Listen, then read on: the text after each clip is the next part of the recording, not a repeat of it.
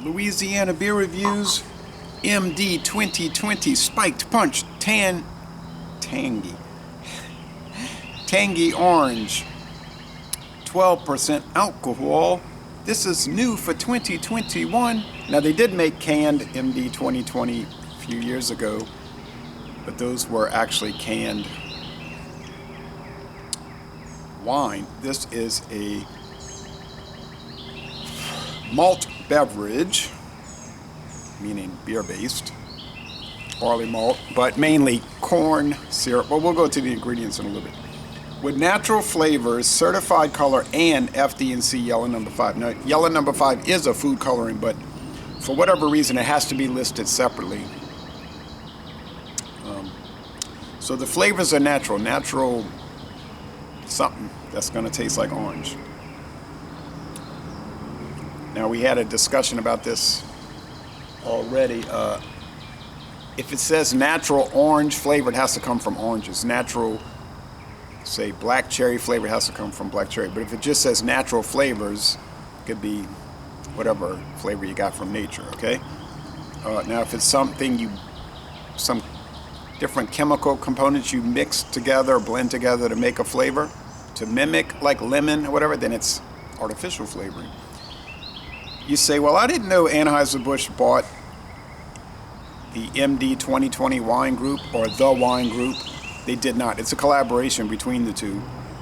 The wine group contracted with Anheuser-Busch to make.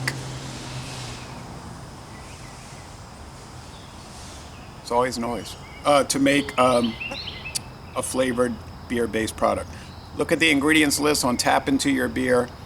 It lists water, of course, corn syrup, high fructose corn syrup, barley malt, hop extract, 2 types of acid, citric, and there's another type of acid,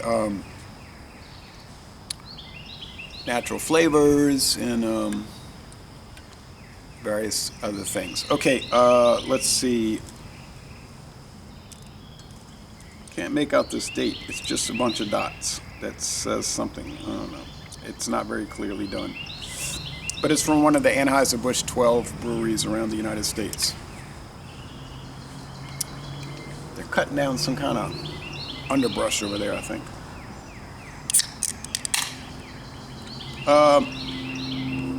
I bought this at Empire Express on US Highway 90. Beautiful Chef Mentor Highway, westbound in New Orleans, right on the corner of that 4-lane highway and Louisa Street, which runs from Lake Pontchartrain basically to the Mississippi River, one of those lake to river streets that you have in New Orleans, north to south basically, sometimes northwest to southeast, but that's what they do. And then 90 goes from Florida, snakes through New Orleans, splits at the Superdome. You have a West Bank segment, the business route, which is really the expressway part, and then you have the regular route, which is more like the business route. It's kind of confusing the way they designed that. And then they reunite after they at the bridge upriver on the West Bank. So, and then that highway continues on into Texas to the Mexican border and back to Interstate 10. All right. One of the old U.S. highways started in the 1920s. All right, anyway, this looks like Sunny Delight.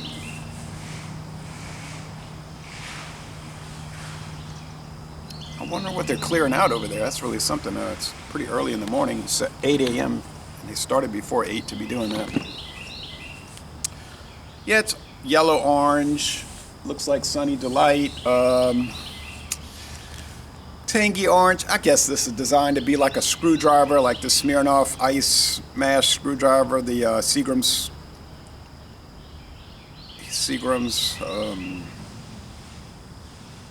spiked screwdriver, Mike's Harder screwdriver, that kind of thing. But this is like ramping it up to 12%, trying to get into Four Loko territory. And to compete probably directly with Genesee Brewing's MXD series, which is more popular on the eastern seaboard, I think. We don't really see it in Louisiana, although I have seen it in Louisiana. MXD, they have the lemonade, the margarita, and then there's like a screwdriver one. There might be more than those 3 flavors. And MXD is a knockout. You drink that whole pint can, you be slurring. This thing here, I did the sweet blue raspberry. It was pretty good. It wasn't overly sweetened or anything like that. It was like semi-pleasant. And then I tried to do a follow-up a few hours later, not right off the bat. Single malt scotch solo review in the Glen Rothes 1995. If you watch that review, don't hold it against me. It was just a scheduling issue. I was dealing with this. I don't ever want to drink a 12% pint can of beer. Okay, it's too much alcohol. It's too strong. It should not be done. They imply on the back of the can that a serving size is 6 ounces, 8 ounces. I mean, it says sharing is key. Grab 2 glasses of ice, so they're recommending pouring over ice. I'm not gonna do that. And pass 1 to a friend. Cheers. I had this in the freezer for over 20 minutes. All right, so I mean, are people going to Empire Express convenience store / gas station and buying this and sharing it with a friend over ice? You know the answer to that. Okay, no head of foam, no lacing, but it's different in its consistency than the sweet blue raspberry, because that thing was popping, fizzy popping thing. This is flat. Just a few bubbles, not much carbonation. A few lazy bubbles. So,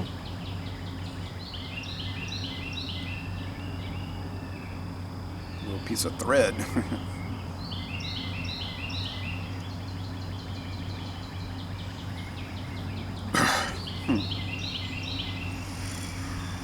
It smells like vinyl in a above ground swimming pool, like the vinyl lining of a above ground swimming pool. I don't know if that's what they're really shooting for. All right, so vinyl lining. Wonderful. All right, taste. I mean, that's what I'm smelling. Come on, son, you can do it. It's clearing. It's clearing.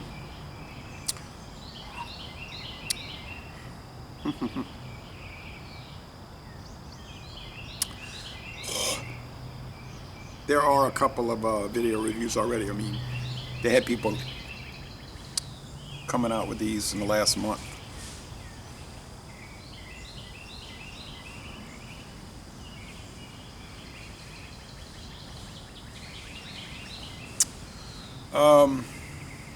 It's strong.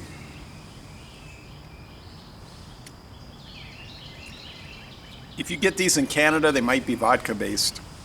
But for the USA market, these things are generally, not always, but generally they'll be beer based. Because some states are kind of, not Louisiana, but some states are funny about you can't have spirit based. You can't have a spirit based, liquor based 12% canned cocktail. Are you crazy?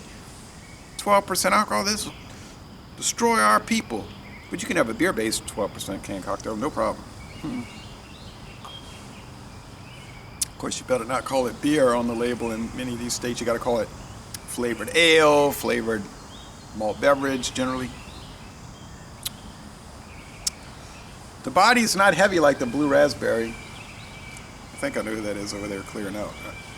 Got underbrush. They're getting at it.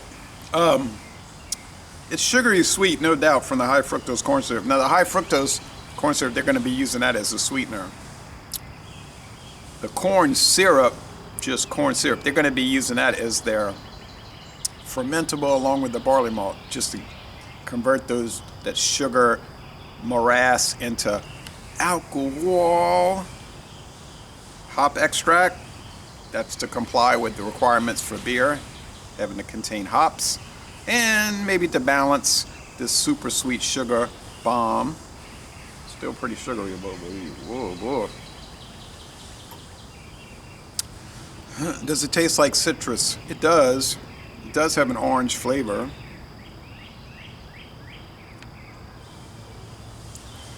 Hey, look. If you want to buy a canned pre-mixed cocktail MD 2020 thing, it's lowbrow, like I say, junk beer or whatever. I wrote a blog post though one time called can't remember the brand. I said shooting low and hitting the target. Shooting low and hitting the target. This is not made for the Southern Yacht Club. You know, you're not going to see people sitting around at the West End by the lakefront drinking this in the clubhouse say, oh yeah, it's really demure and erudite. No.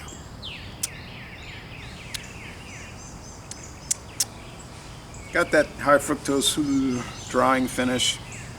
I mean, I would never buy this to drink on purpose. I buy these for reviews. I'm telling you, I'm not making this up. Go look at my fridge. You're gonna see Keystone Ice. That's my standby, or Natural Ice, depending on who's got the better sale. Then you might roll your eyes and say, "Oh wow, Keystone Ice, Natural Ice, going hi-hat, right?" No, that's in the same mix as Miller High Life, Budweiser, Milwaukee's Best, and all of that stuff. I just get it because it's inexpensive and it pairs well with anything, and I can just drink it without thinking on it too much and getting too elaborate with it.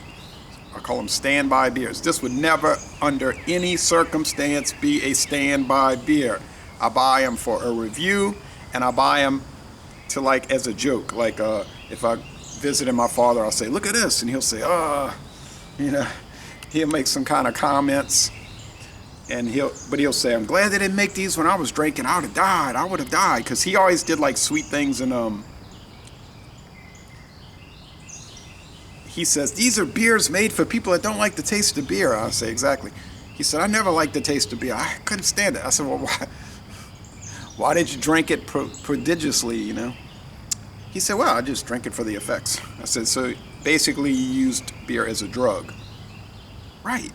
He says, "Right." And my grandmother used to say, "Don't say that. Don't say that. Please don't say that." He said, "Well, Mama, it's true." Anyway, the truth will set you free, but the truth hurts. Anyway, he gave all that up in 2003, January 03. And it was a good thing because wasn't setting too well with him. But anyway,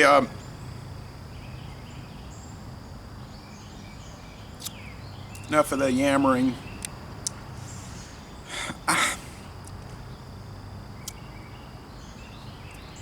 You could do worse, I think.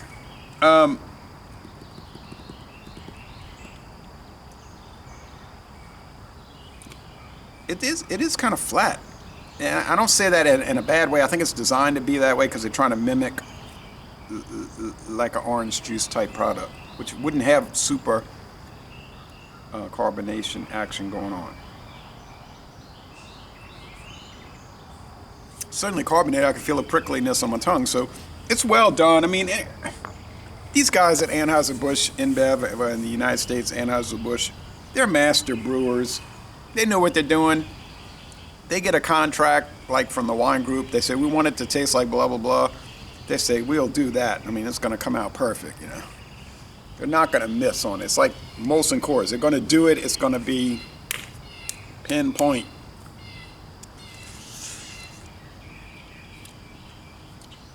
It's like the blue raspberry. It's a 95. I mean, it's well done. It's most excellent. It's a most excellent thing, concoction, that I would never want to drink.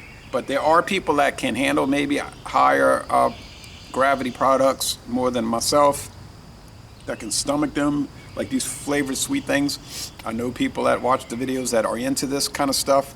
It is part of the beer culture, maybe a part of the beer culture we don't admire, or that we might denigrate, whatever. But it's right in the mix. Mike's Harder, Smirnoff Ice Smash, Seagram's Spiked, and all of these. Yeah, they're all well done because City Brewing pretty much has it down pat. And I think Miller has it pretty much down pat with their milder 8% Steel Reserve Alloy Series. And that's Molson Coors. So they're all, it's part of the culture. And these are generally sold as singles in a convenience store. Can you get variety packs? You can get variety packs. I was at Rouse's in Hammond, Louisiana last month. They had the 12-pack of Four Loko, 12-ounce cans. 14% and 12% mixed in there. They had the sour series mixed in with the regular. I said, oh, wow. This is something to not buy. All right, anyway, Laissez Le Bon Ton Relais, a most excellent Frankenstein monster of beer. And we're going to end this review by saying, y'all go to one of the Anheuser-Busch breweries, take a tour, and I bet you will not see this being made on the tour. That's probably reserved for after dark.